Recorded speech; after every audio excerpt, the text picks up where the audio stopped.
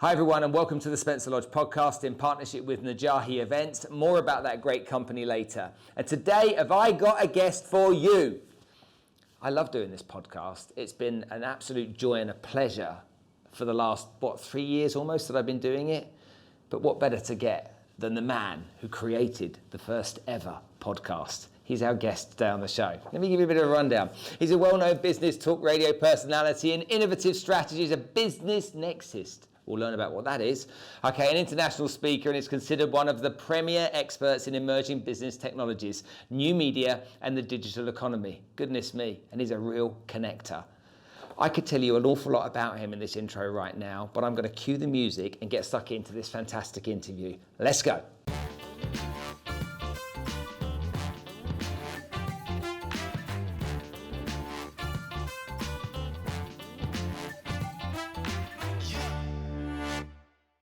Okay, so Ken, thank you so much for coming to join us on the show today. I really appreciate the kind of like the originator of the podcast being here on the show. How does it feel to be like the first person that ever did a podcast? Well, it wasn't called a podcast back then. What was it called? Okay, so let's go back in time, 1996. Broadband was still dial-up. Okay, do you remember that? Yeah, very much so. Right? Yeah. You hear the sound, the modem going on. And the problem was sound being audio took a long time because back then it was still big chunks of data. So how do you take data and store it so it wasn't buffering on the other side? So that's what I initially created, was a way to make sound good over a dial-up. That's the first. Then after that, I figured, well, wait a second, why not learn to stream that type of content? So I worked with a company back then called Real Audio. I'm not sure if you remember them, AudioNet. No, it became broadcast.com. Okay. Mark Cuban. Mark Cuban, yeah, okay. So working with all of them, I became the first streamer. And streaming, then I learned to download, store, and then you could play it on a mobile device. It doesn't sound as sexy as podcast because there was no pod back then. Yeah. You know? So where was it then being published? Where were people consuming it? Well, you can do it on, back then, AudioNet, or on my own platform. I had 20 shows back then that I found different people in different parts of the world that would broadcast stuff from Australia, South Africa, Hong Kong, Canada, and they aggregated everything on my platform, which was called T-Talk. So Tech Talk, but T-Talk. So I was the originator of all this content, which was, today would be podcasts under a different name, which was just audio. And then I became one of the initial partners at AudioNet, which became broadcast.com. So I worked with Mark Cuban right at the very beginning. That's nuts when you think about it. 1996. Even if you'd have said to me 2006, I would have gone, wow.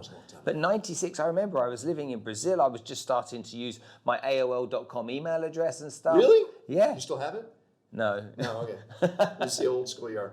Yeah, I think the idea was the internet was so new, everything was fair. You know, because it was kind of what the imagination created, but the problem is what technology could deliver. We couldn't do a lot because AOL was probably considered the best graphics out there, if you remember, right? It was horrible. So, but even e-commerce didn't exist back then. You couldn't buy anything back then. So when we look at what did we do is we either looked at imagery, which took a long time for it to download, or we hoped to hear something. And I wanted to be on the hear something and then eventually the see something side of things. That's where it was. And then after that, everything just exploded. And I think because when Mark came out with AudioNet and became broadcast.com, and then Yahoo bought him. And I went to Yahoo. I was part of that team. Yahoo really was setting the pace for where things were going to go because it had leadership that saw way outside the box. Yahoo was the dominant monster. There was no Google back then. But I feel like I'm talking like ancient Egyptian type of information right now, right? Because it's so far back. Yeah. You used a mouse, you didn't have a keypad. Yeah. You had dial-up, which was that sound. And if somebody called, if you had call waiting, it would actually knock out your phone and you have to redial in. It's just, I mean, people are listening now that are under 30, they have no idea what we're talking about. It makes me laugh, sometimes when I hear people thinking about how unrealistic all this future stuff is going to be. But yet, when we were back there in 1996, I couldn't even imagine being sat here doing what we're doing right now. You know, we were just talking about devices, this latest Rode mic and all this kind of stuff, and how technology really has accelerated so quickly that it's gone to a stage where it's difficult to keep up. But yet, even with that, and that proof, that evidence, that history, that track record, we've still got people going, yeah, but that won't happen. Self-driving cars, come on, that's not there. Well, drones in the air that's going to deliver our food. Oh, come on, that's a little bit extreme. You still get that mentality, even though there's all that evidence demonstrating that tech can move in that speed. When you look back over the years, what kind of stuff did really surprised you, really made you go, wow, now that is mega cool? I think the wearable devices. I know you're not an Apple kind of guy, right? No, you're not. You're Windows. I'm an Android guy. No, I'm an Apple computer. Apple computer, right? Yeah. I think wearables are where things are going. I never fathomed the idea of wearables becoming the dominant thing, where you wear your watch, but all this data is attached to you. Not just your movements, but phone calls. I get tons of phone calls on my watch. I don't even have my phone on me. But imagine now the idea of wearables not being on us, but around us. Here you go. Ready for this one? And I can't wait for this to happen. Smart toilets. Okay, you laugh. But imagine when you go to the bathroom, it tells you you don't have enough vitamin C, or you might have some type of disease. Everything is tracked based upon what's coming out of you. And it's all the time. So imagine now that toilet kind of helps you out and what you should be taking more of. Or if you are sick, where you should go. I think smart toilets now. So it's going to measure your stools? Everything. And they're starting to come out with this. We're seeing smart toilet devices. But the idea of now wearables, but the whole IoT, Internet of Things being everywhere, I'm excited about that. Do you have you have a Range Rover, right? I have a Tesla. So Teslas are amazing because not the car, but the idea. Have you been in a Tesla? Yes. So you realize that when you hit a bump in a Tesla, it remembers where that bump in the road was. So when you go over near that bump again, it adjusts the suspension of the car before hitting that bump. But it also alerts all the other Teslas in the world of that bump. So what they've done is they've created this network of everything that's on the road. So the Internet of Things, not on our watch anymore, but everything around us is really going to change the way we interact with the planet. I'm excited about that. So it's not in our computers anymore. It's about everywhere. I like that. A lot of people hate that because they think their privacy's totally gone. And I don't care. I mean, that doesn't. You live in Dubai. They've got cameras everywhere. Well, it's the second most police state in the world, so they say. Singapore won? Monaco. Yeah, Monaco's the most police state in the world. Interesting. Okay, so when you consider all of those evolutions along the way, and you get excited about that, let's talk about podcasting for people that are sitting here right now saying, why would I have a podcast? What's in it for me? It seems like it takes a lot of time, and people contact me and they're like, you spend so much time producing this kind of stuff, Spence. What's the benefit? Okay. When you started out, obviously you were learning about the benefits, but what do you think are the big takeaways of owning podcasts? So you want me to give away some big secrets right now, right? All day, okay. Yeah. Come on, let's do this. So I came from a radio background. So I started in the traditional terrestrial broadcast radio space. So I had a radio show that was in Chicago, which was the number 3 market in America. Very, very popular, strong market. And what I realized was being in a radio studio, it wasn't about the audience. It was about who was in the studio with me. So if I could have an Arnold Schwarzenegger sit down with me and I get to spend time with him, I might be able to pick up the phone 6 months later going, hey, Arnold, it's Ken. Remember me interviewing you? Yeah, all right. All of a sudden there's a connection. So the power of a podcast as well as a radio show is the connection with that person you're spending time with. So like what you're doing right now, right? Yeah. And you know the magic formula, which I told you, right? Yeah. What is what? The magic formula, it's about the audience is the customer. Well, not just that. It's just what is your favorite word? Oh, my name. Your name. Yeah. If I say Spencer 14 to 17 times, you have a different type of connection with me, which you've actually seen yourself too, right? Yeah. When you say that person's name over and over again, there's almost a fondness that's being created. It's just a bit more intimate. It is. Yeah, that's what it feels. When my guests say my name over and over, I just feel like they know me a bit more. Yeah. So anyone that's out there listening, you put this podcast together. I mean, great, you have an audience. That's awesome. But you also create a relationship with that person that you're sitting across from. So anyone out there that wants to create a podcast going, no one's going to listen to me, who cares? As long as the person you're interviewing is listening to you, then you've created that relationship. And that's the idea. I think you isolate. That's why the Zoom thing, it's not as intimate as this. You really want to be across the table and look into each other's eyes and see, that reaction that happens. So a podcast is about the connection. And as long as you're doing that, you have a successful podcast. You do, because you've made, how many podcasts do you think you've done? 165. Roughly, right? Yeah. So 165 people, probably you could pick up the phone on every one of them and say, it's Spencer. Mm-hmm. And they automatically say, oh, I really appreciate being on the podcast. I might even have somebody that you should interview because you've forged that relationship with them. I interviewed a famous mountaineer on Zoom called Nims Dai, who's a world record holder. And recently I climbed Mount Elbrus. And while I was on the mountain, I bumped into him. Wow. And it was like, Nims! And he's like, Spencer, how the hell are you? And I'm sat there on a mountain in the middle of Russia, okay? I've got Nims Dai, the guy that's the world record holder that I've had on Zoom. I've never sat with him face to face. And now I'm sitting having a cup of tea with him. That's amazing, actually. Yeah, absolutely. So I'll tell you some things that I've learned. So I've interviewed about 25,000 people. Yeah. Okay? Well, I've been doing this a long time. So 25,000. And I can tell you the top performers, the ones that are at the Elon Musks, the Jim Carreys, the Oprahs that I've interviewed, they've all shared commonalities amongst all of them. It's basically 5 things. Okay. So high performers, and you probably do the same thing. Okay. You want to hear them? Yeah, ready for this. Okay. Bring it. Okay. The first one is they are all able to delay gratification. Okay. Right? So they go, you know what? I'm not going to charge this on my credit card because I'm going to pay for this now for the next whatever. They push off gratification to later on. Mm-hmm. That's the first. Number 2, they all have morning and evening routines. So they wake up, they might meditate, they might not touch the device for a while where they kind of concentrate what's going to happen throughout the day. At night, they have a gratitude journal. Mm-hmm. You do a lot of these woo-woo things, mm-hmm. but they work. Mm-hmm. Okay. Number 3, they are all practicing some type of health. Either working out, certain type of dietary structures. They all look at health as being really, really critical. Mm-hmm. Number 4, they educate over entertaining themselves. So they're not playing video games. They're not binge watching movies. They're watching documentaries or they're reading books. They are not just sitting down doing mindless stuff. They're constantly feeding their brain with knowledge. Got it. And the 5th one, which I thought was fascinating, and Elon was the first to really show me this and he said it, he says, because I couldn't make the connection until he said it. He said, I feel uncommon, meaning I am not a common person. Not that I'm better than everybody else. I'm different. Mm-hmm. They all felt like they had some different trait that made them unique. And because of that, none of them would settle for common stuff. They wouldn't do what the common person does. Was that an indescribable trait? I couldn't figure it out until he said it. He said, I'm uncommon. And all of a sudden, I thought about all the interviews I've done, and I looked at them. They were all uncommon individuals. And Elon would always say, uncommon, uncommon, uncommon. That was a term he would use.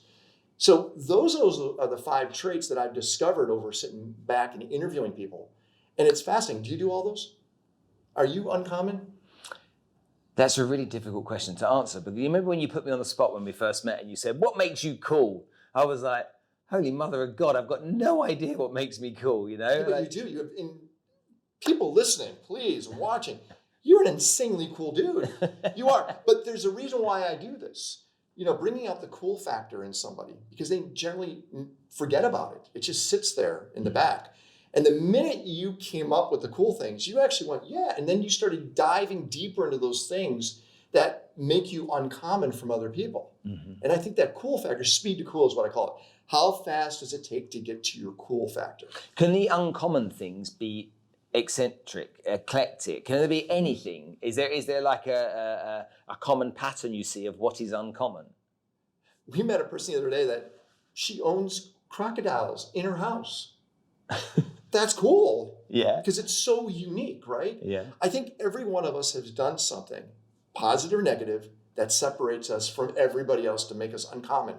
It's just we forget about it because we live with it every day. Mm-hmm. And the minute you start to see that I am an original, I am unique, it helps you move forward saying, I'm not part of the masses anymore. I can do something different.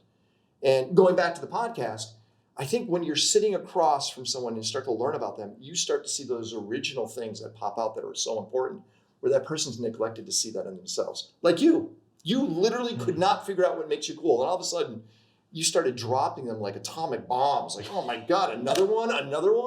You're a hero with all those things you do. Thank you. That's really kind of you to say so. When I'm interviewing people, I can tell people that understand how to talk, how to like to portray themselves, present themselves, just exactly like you can right now. I can see the ones that may be extremely successful in business, but really nervous around being in front of the camera, and building a little bit of a relationship with them before we put the cameras on is something that you need to do. I look at them though when they're successful, and what I notice is how normal some of them are, even though they're really successful. It's almost like they get into an environment like this where they're uncomfortable in that place, and all of a sudden it takes away, almost like when we go hiking. We could go hiking like we did the other day with millionaires and billionaires, okay, and everything between, yeah?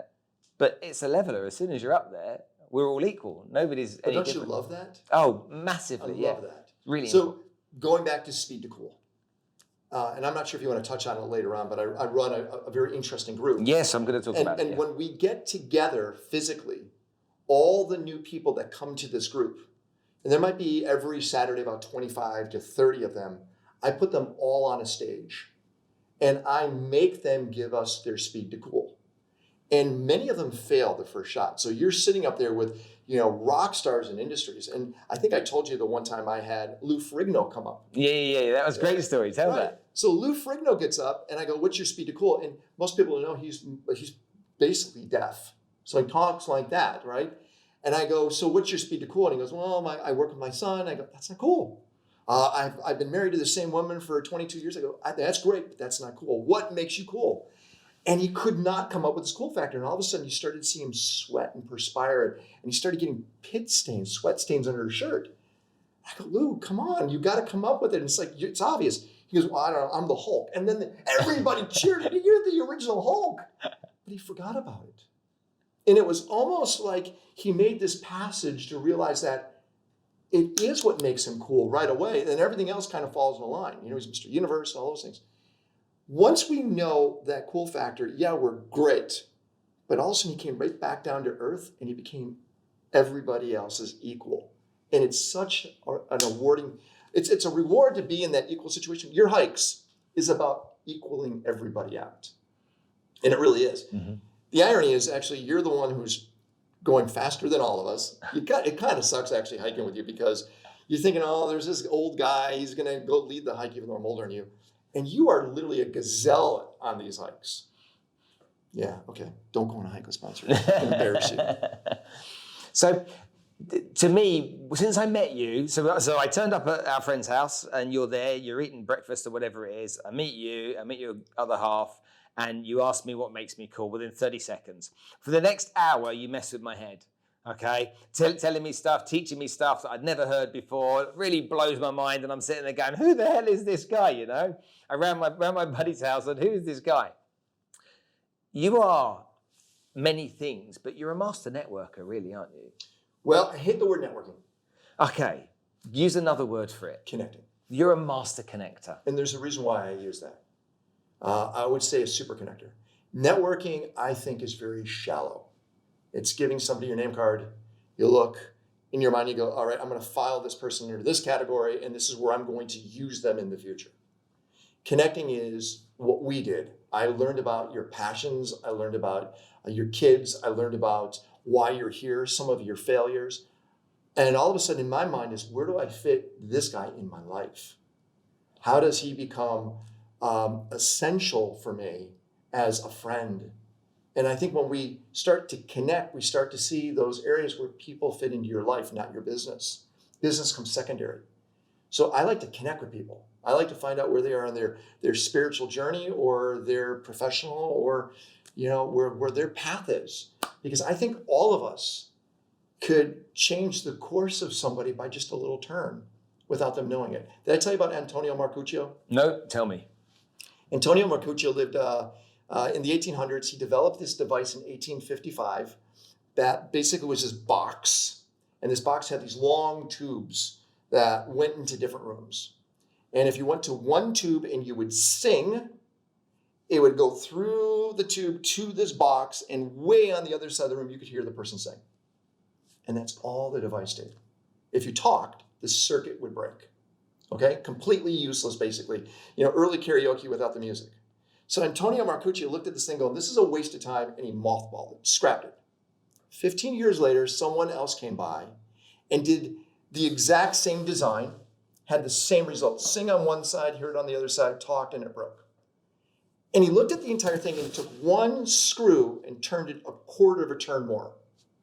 That guy's name was Alexander Graham Bell. Okay? He turned it a quarter of a turn to literally change the world. And I think every one of us has that quarter of a turn in us to change the path we're going on, to make us greater. But it takes all of us to come together and really learn about one another to find out where that quarter of a turn is. And that's why I think connecting is so much more important than networking. And was that something that you learned early on, or was it something that was natural to you, or was it something that... I'm not cool like you. I'm being serious. Oh, shut up. No, I'm being serious. Folks, you're listening and watching this. Kenny's mega cool. You're a cool dude. You're probably a great networker. I'm the guy in the corner that does not know how to connect with people or network with people. I'm actually somewhat of an introvert. I'm not an extrovert. It seems like I am. But when I'm in a room and I see all these amazing people, I kind of I don't know what to do. I get nervous. I walk in your room here, you got these two guys. One guy's got arms like Lou Ferrigno, right? The other guy's got a smile that just closed. I'm not cool like these guys. So I would not know how to network. I wouldn't know how to connect with them. So that's what my first problem was. I didn't have that confidence. Uh-huh. You have confidence plus. You glow the minute you walk in a room. So you're probably a great networker. I hate networking. But you're probably a great networker. Because you can just let's be honest right now. How easy is it for you to turn on I can small talk with you for a while, enough to where you can't see that I'm hating it, but enough to where I can do that. That's no problem with me. I don't like it, but I can do it. I hate it. I can't. Okay. Yeah. Understood. So I want to know who you are. I care. Because in my mind, I collect people. My job, my inventory is people. So then I go, Spencer, all right, I know who I can hook him up with. And if those two come together and make something great, I don't need to make money out of it. I just want to change the world out of it. And to me, that's what my reward is. Does that make sense? Yeah, it makes a lot of sense. That's very powerful as you say that. When you think about the people that you've connected with over the years, think about people that have blown you away. That you're just like, what epic human beings these people are. Take the famous, the Elon Musk and the Oprahs out of the equation. I mean, funny enough, every time I talk to you, you're like, oh, did you hear about this guy that was talking the other day? Did you hear about this guy? You're so excited and so enthusiastic about it. But surely there are people that you've connected with in your life that have really made a change in direction or helped you achieve things that you hadn't achieved before. My favorite movie is It's a Wonderful Life. Did you ever see it? Yep. Do you remember the premise? No. The premise was this person wishes he was never born because it was really stressful during this time in the movie. And so he was about to commit suicide. And this angel named Clarence said, let me show you what the world would be like if you didn't exist. And people weren't married because they never met. People didn't live in that town because he never connected with them. And it was almost a black and white world to where it was a colorized world when he was there. And I feel that regardless of where my place in the world is, I know that I brought couples together. They have kids, and those kids are having kids. I know that I was the originator of that. Now, am I making money on those things? No, because that's not what drives me. It's to see people do things together that are great. That's my driver. But I know that if I'm not around, lots of things would never have happened that are great. So I can't put my finger on one thing. Mm-hmm. Tons of things. And what I do is I have this group. Can I say metal? Yeah, of course you can, yeah. So when I moved to Los Angeles, it's kind of a seedy town, you know? There's a lot of what I call $30,000 millionaires, meaning they all pretend they have all the money in the world, but they don't. So they're imposters, they're posers. Mm-hmm. And when I went to LA, I realized that I can't associate with people that are fakes. How do I find people that are real? Mm-hmm. So I started a small group of just people that I met that I felt like they were accountable to one another. Mm-hmm. Started on a Saturday, started with 3. By the end of the month, it was 20.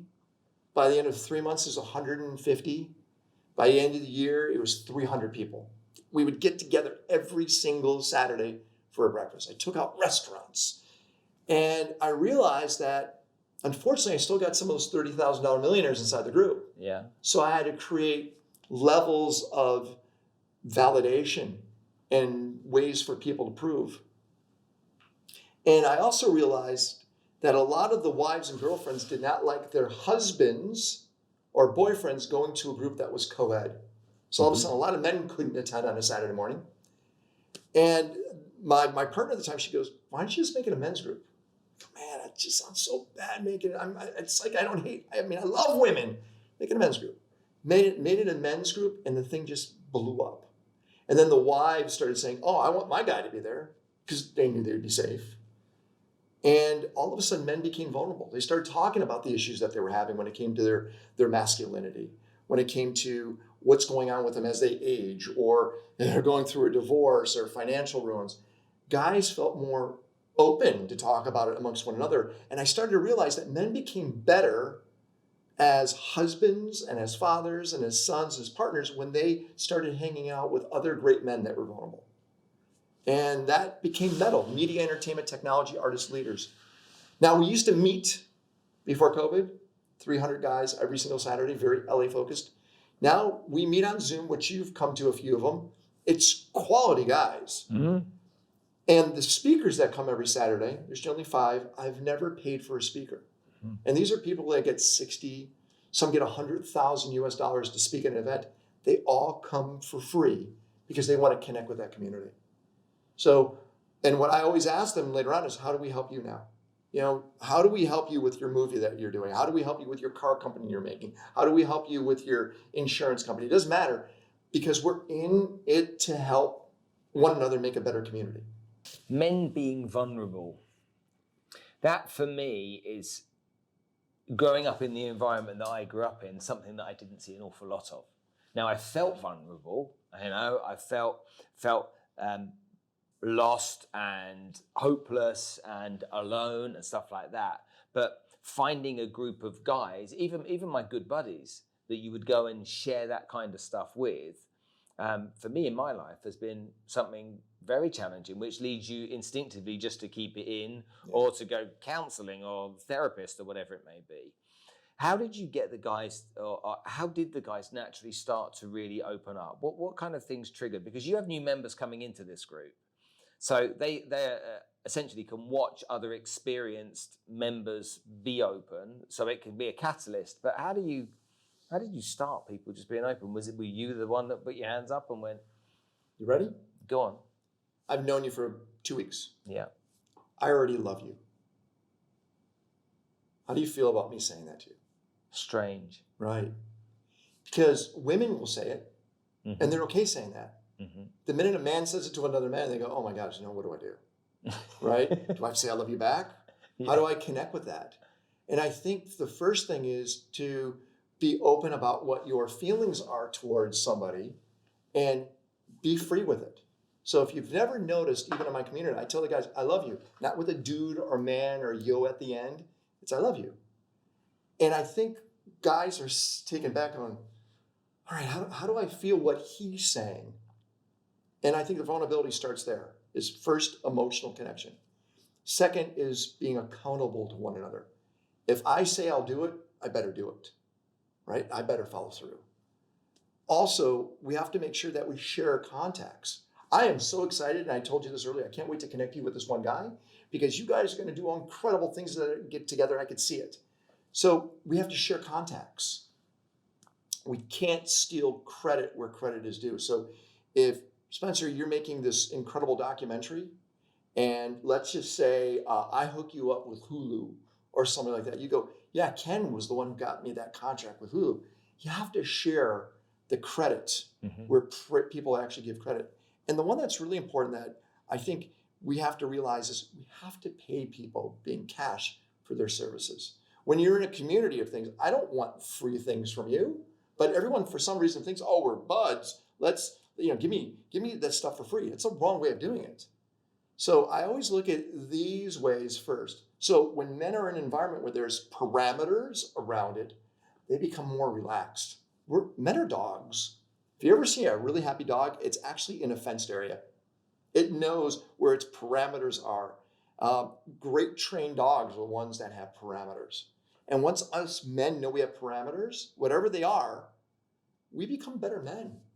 I know people are thinking, oh, that's ridiculous. No, it's not. That's what, kids that are in gangs, they have no parameters and they go wild and they break every rule out there. That's dangerous. So I create safe parameters for us men to be within, and you meet great men in that process. Heck, you were on a call last night with the guy who created Atari and Chuck E. Cheese, and Steve Jobs. Steve worked for him. Steve called him his mentor. That guy's completely accessible to you now.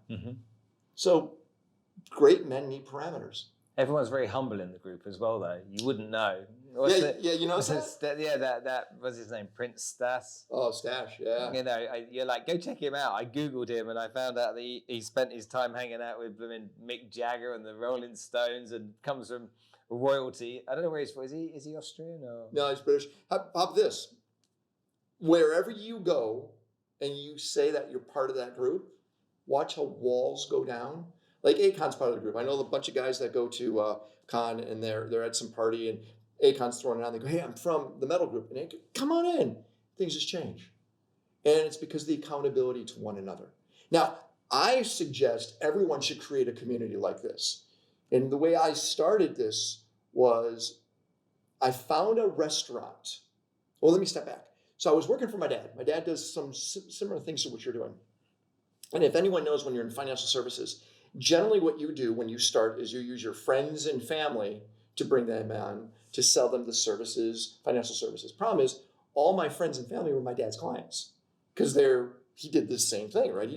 So I had no resource pool to go after. So what I did is I found a breakfast diner where I lived that all I needed to do was buy a cup of coffee and I could sit at this big table for the price of a cup of coffee for hours. So I went to that restaurant. I go, what is your idle time? When does nobody show up? They go, oh, it's Tuesdays around 7 o'clock in the morning. I go, great. Can I bring 10 people to this table at 7 o'clock on Tuesdays? They go, no problem. So I found 10 people that were not in competition with one another.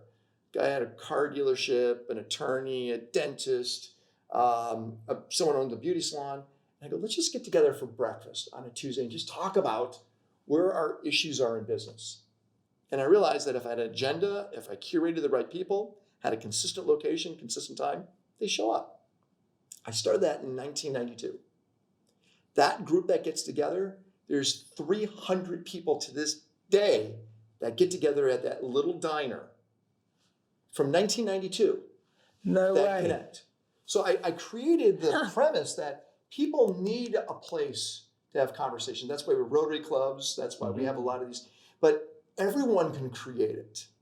It's easy. You just have to have those principles: consistent location, consistent time, an agenda, and curate people. The right people, people will show up.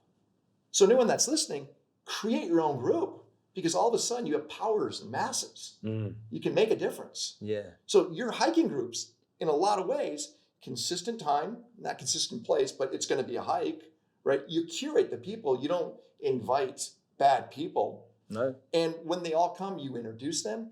The agenda is to get to the other side. That's the idea. But that's why people show up.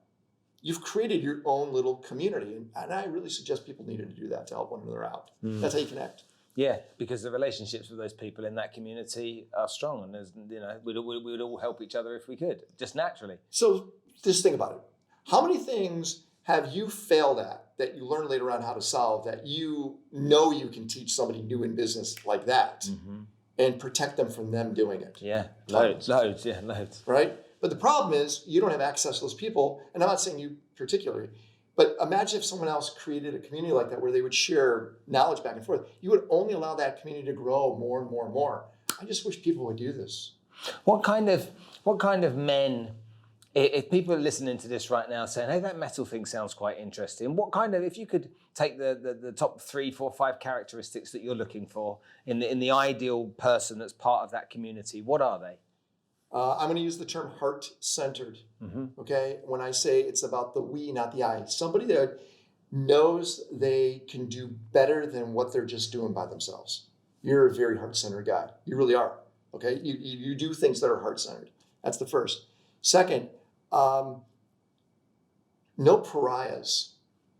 You know, I have a hard time with a lot of service-based people because all they do is they're looking for that next prospect to turn into a client and never, ever really dive into connecting with them. Mm-hmm. I need curious people that want to explore more than what they're seeing in front of them. Mm-hmm. You know, the other night you were on a call where we were talking about the next iteration of the internet, whatever that is. And then another person came in and talked about the creator's economy and how you can make more on YouTube. Mm-hmm. Another person, you fell asleep because you're early riser, early sleeper, is a biohacker, somebody that literally hacks his body to live to be 150 years old. They're all radically different topics, but the curious mind would want to know about it, right? And then the last is, I'm always looking for I'm right now focusing on men that are not satisfied for where they're at. Because when you get too comfortable, I don't want comfortable people. I want people that are uncomfortable. Are you uncomfortable ever? Yeah, for sure. A lot of the time. In Viktor Frankl's book, Man's Search for Meaning, have you read the book? No. So Viktor Frankl was in the concentration camps in the Second World War, and his wife was in another concentration camp. He was a psychologist. And while he was in there, he spent his time analyzing people and trying to work out who would survive and who would die. Mm. And in summary to the book, Man's Search for Meaning, he said, the biggest problem that we have is that we look out.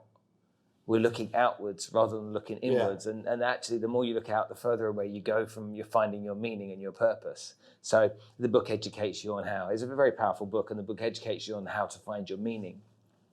A lot of people, the service-based people you just said, you know, it's a tool to get more business, which to me, I find really frustrating because it's like everyone's looking for the next deal and everyone's looking, and that puts people off, doesn't it? Absolutely. It puts people off being part of stuff like that. It's like, don't want to be involved in that. Someone's going to try selling me stuff. So it's endemic inside that space, it seems like, right? Yeah. You know, the real estate market, in the finance market, it's like, all right, I'm going to find a way for you to benefit me, not for me to benefit you.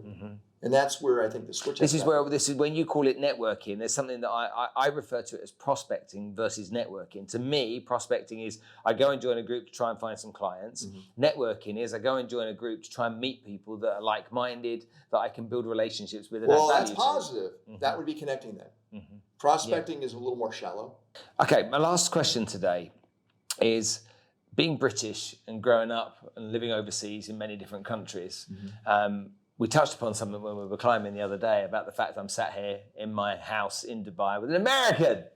And you spend a lot of time overseas. You've been in Bali for God knows how much time. That seems to be your second home or even maybe your first home nowadays. But we don't see Americans travel. We don't see Americans go and live and work overseas like we do every other nationality or many other nationalities. Right. And there isn't the language barrier like maybe a Brazilian might have or a Russian might have, where they're in a country where that's not their mother tongue works there.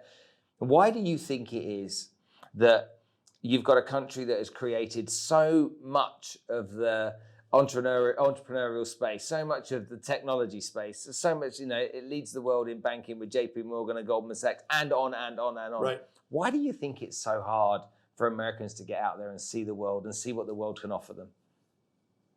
Comfort. But I also think it's our educational system. Our educational system is not allowing the kids to think more global. I think that television has really hindered the process. I think our media has caused the United States population to fear what's going on beyond their borders. I mean, there's a whole bunch of things. And I think the idea of turning off to tuning in is really important. If we could turn off to tune into the rest of the world, it's great. Let me just tell you what I used to do with my kids.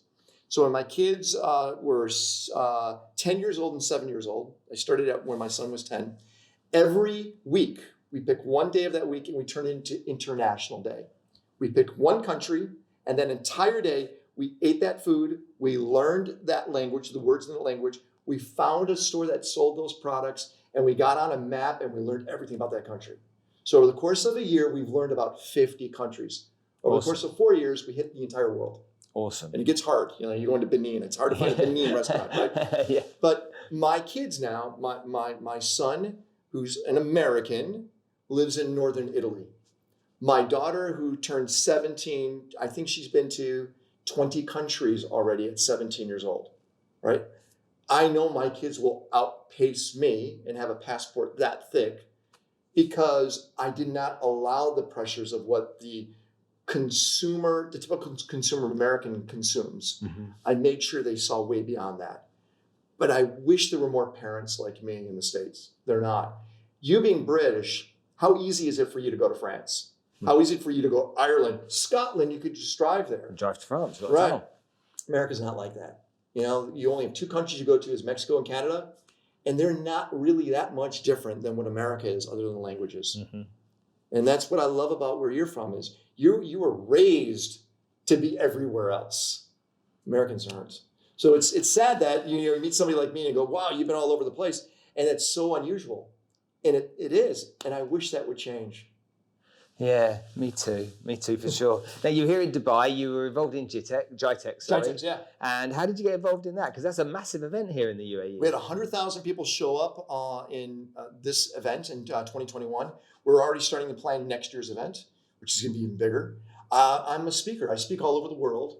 And I came to a GITEX that I was invited to, and I literally went up to the managers. I go, you're doing this wrong. Let me show you can do it better.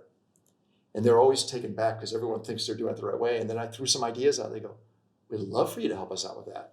So I always will prove myself. And this year, we brought some incredible speakers from around the world. Next year, just as good. I'm already planning who these great speakers are. And I believe that Dubai, you've been here for 16 years, 17 years. This is a really unique city. And I'm not saying it because we're here. I'm going to tell you the truth. I believe that if we look at the world of the last 2,000 years, there's always what's called the new Rome. So Rome was the center of the entire universe at one point in time. And then something took it over. It was like Constantinople, but in the next Rome. And then it would have moved to Paris. And then it went to London. And then it went to New York. Then it went to San Francisco. I believe the last new Rome was Los Angeles. I really do believe that, okay? Because if you wanted to launch a book or you wanted to have some type of power, you had to go to LA for a while. It's gone. I think Dubai is the new Rome. Because Dubai is what's called a pull city. It pulls in all this incredible talent because of the events, because of the real estate, because of tourism. This is the new Rome. And this is the right place to be right now. I don't know how long it would last that way. But you're in the right place, and I hope people from my country will see that. But boy, has it been marketed the wrong way. It really is. If you go to anyone in North America and ask about the Middle East, Dubai, they'll say that women are treated bad. You know, I'm going to get kidnapped. I mean, it's just crazy, the stuff they see because of Rambo movies and all that. Yeah. But the minute you're here, you realize that this is a new paradise opportunity. And I hope people like you will really open up the eyes to people in my part of the world to show them how great it is. Yeah, I appreciate being here.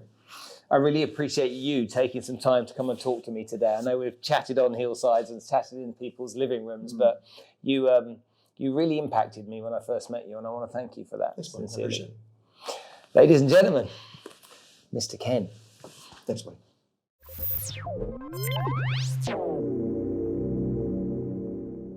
So it's always important to mention people that you partner with, and partners for the podcast are Najahi Events and Najahi Tribe. Now, Najahi sounds like an unusual word, and it is, but it's Arabic for my success. And Najahi have brought some of the world-leading public speakers, motivational speakers, inspirational leaders across to Dubai over the course of the years, and Abu Dhabi, mind you. And Najahi brought, I don't know, people like Tony Robbins, ever heard of him? Okay, Nick Vujicic, no arms, no legs, no worries, Lisa Nichols, Prince EA, Jay Shetty, Alicia Keys, and people like this. And they bring them in and they run events. And from those events, we go and we learn from these incredible people. On top of that, they launched the Najahi Tribe recently, where they have a collective of the world's greatest trainers that literally you can join, become a member of, take advantage of a training from all of these different people, like real experts in their field. I've got a sneaky suspicion I might be one of them as well. But anyway, hopefully you will go and check them out for me because you enjoy these episodes of the podcast. And remember, it's always team effort and I can't do it without the support of these people. So go check out Najahi Events, Najahi events.com. I'll see you soon. When you consider the people that I've interviewed over the course of the last 3 years, some have been amazing, some have been kind of harrowing, and some have been intimidating. So many different experiences along the way. But you've got to agree with me, chatting to Ken for the last hour has been an absolute pleasure. The guy, since the moment I met him, has brought me interesting people. He's told me more about myself than anybody else has in the course of the last few years. And he's just a kind, warm, and humble person. I hope you've enjoyed this episode as much as I enjoyed making it. Now, if you're listening to this on iTunes, then please give us a 5-star rating. If you're listening to it on any other podcast platform, give us some love. Come on, because the more people that hear and see these episodes, the more reach it will get, which means more people will benefit from it too.